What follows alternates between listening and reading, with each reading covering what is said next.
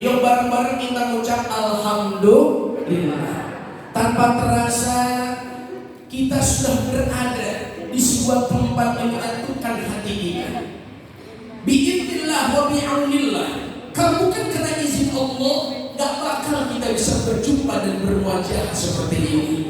Jujur Pak Dokter, kepada Pak Haji dan Bu Haji, maafin saya atas keterlambatan saya. Yang pertama, hari ini anak saya masuk pesantren. Mungkin Dokter Lili tahu ya, hari ini anak-anak putri atau pada balik. Anak saya masuk pesantren hari ini. Anak saya masuk pesantren hari ini. Hari ini anak saya balik pesantren. Saya kira kalau anak masuk pesantren, udah masuk pesantren, kira saya apa yang membuat saya kira anak saya kalau sudah masuk pondok pesantren, masuk sekolah, udah tidak terkena virus setan gepeng, Bapak Ibu sekalian. Saya yakin kita paham apa itu setan gepeng. Setan gepeng, setan gepeng, HP. Satu sisi manfaat, tapi banyak kan mudarat. Tapi buat ibu-ibu, bapak-bapak, saya ingin gara-gara HP, insya Allah kita semua makin semangat silaturahim kita. Amin ya robbal. Bapak ibu rahmati Allah, selain kita bersyukur kepada Allah, hari ini kita ikat nikmat yang kasih kepada kita. Jangan lupa sholawat salam kepada junjungan mulia Nabi besar kita Muhammad sallallahu alaihi wasallam, kepada keluarganya, para sahabat dan para pengikut setianya ila yaumil qiyamah. Nuansa Islami begitu terasa di Ananda yang luar biasa ini. Nuansa Islami begitu terasa ketika kita masuk di ruang lingkup rumah sakit Ananda. Itulah yang diharapkan Allah yarham Hadratus Syekh Kiai Haji Nur Ali. Ketika kita punya guru besar kita, Allah yarham Syekh Kiai Haji Nur Ali, beliau pengen menjadikan Bekasi menjadi kampung surga, menjadikan Bekasi kampung santri, menjadikan Bekasi bukan cuma kota patriot, tapi di dalam Bekasi banyak pesantren, banyak masjid, banyak madrasah, pun penting di dalamnya ada rumah sakit. Rumah sakitnya bagaimana? Rumah sakit yang Islami, yang di dalamnya penuh dengan keakraban, penuh dengan persaudaraan. Dan Al-Fakir termasuk bersyukur pernah mengabdi. Ketika saya masuk ke ruang-ruang visit, di saat itu banyak orang-orang yang sakit, kita berdoa, lalu kita motivasi mereka. Apa kata salah satu pasien? Baru ini saya mendapati, datang di rumah sakit, ada ustadz-ustadznya yang doain. Alhamdulillah doanya juga biar buru-buru sehat, bukan buru-buru kesono. Paham gak Bapak Ibu sekalian? Nah ini harus kita pertahankan, yang harus terus kita tingkatkan. Maka dengan halal bihalal, ayo jadikan yang pertama semangat ukhuwah kita, persaudaraan kita. Dengan apa? Timbuk yang bagus. Kita jadikan Ananda menjadi rumah sakit yang berprestasi, yang Islami, yang insya Allah manfaatnya bukan cuma terasa ketika kita di dunia, tapi menjadi semangat kita untuk nanti menjadi amal ibadah di hadapan Allah Subhanahu wa taala.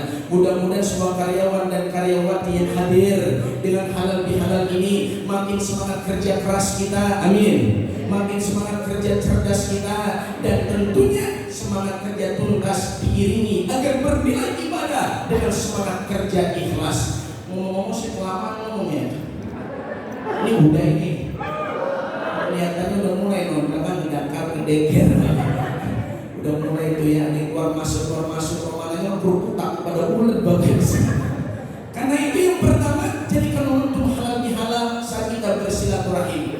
Nanti kita bersalam-salaman. Apa kata Nabi dalam sabdanya? Qala Nabi sallallahu alaihi wasallam, "Ma min muslimaini yaltaqiyani yatasawwahani illa ghufira lahum ma qabla an yatafarraqa." Ketika ada dua orang muslim yang berjumpa, dia berjabat tangan ikhlas, penuh dengan persaudaraan, penuh dengan keakraban, qabla an yatafarraqa, sebelum dia berpisah, Allah bakal ampunin dosa-dosanya. Dosa kita banyak enggak Bapak Ibu? Bu, dosa kita banyak enggak? Jangan Bapak Ibu lihat yang ceramah pecinya putih, gamisnya putih, udah pasti orang bersih, belum tentu. Jangan-jangan yang ceramah di dosanya lebih banyak daripada yang dengerin, betul? Bukan betul. Jangan-jangan yang ceramah dosanya sangat berkat daripada yang dengerin, betul? Ini kenapa makin kuat aja betulnya? Intinya saya berdosa, kita semua berdosa. Insya Allah setiap langkah kaki kanan. Saya tahu Anda Alexindo kemarin cukup jauh atau dekat? Jauh atau dekat? Kalau buat Ustaz dunia ini makin dekat ya. Dari Wates kemarin insya Allah lebih dekat. Kalau di sana, Masya Allah, makin jauh kita melangkah. Setiap langkah kaki kanan kita, setiap langkah kaki kanan kita, Allah bakal catat kebaikan di dalamnya. Lalu Bapak Ibu melangkah kaki kirinya, setiap langkahnya Allah bakal hapus dosa-dosa dan keburukan kita. Amin. Amin. Mudah-mudahan pulang dari sini Allah ampuni dosa-dosa kita. Saya juga sama Bapak Ibu sekalian, hamba Allah yang berdosa ini bertausiah dengan harapan satu, saya yakin selesai ceramah Aang Hunayfi pasti juga dapat ampunan. Kenapa jadi ampun? Astagfirullah. Selesai ceramah saya dapat ampunan Bunda.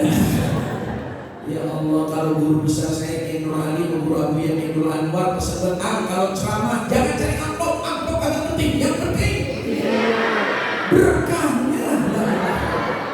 Astagfirullahaladzim.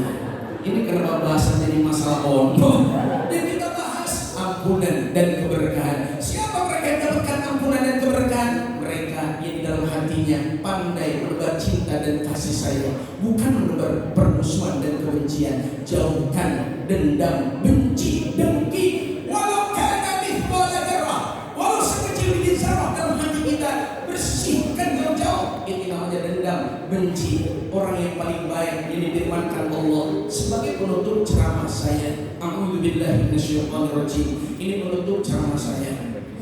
Penutup ceramah saya. Sebab di pojok udah mulai banyak yang pantun seperti biasa pantun saya. Mungkin ada yang hafal ikan sepat, ikan gabus. Tengah-tengah ada kue lemper.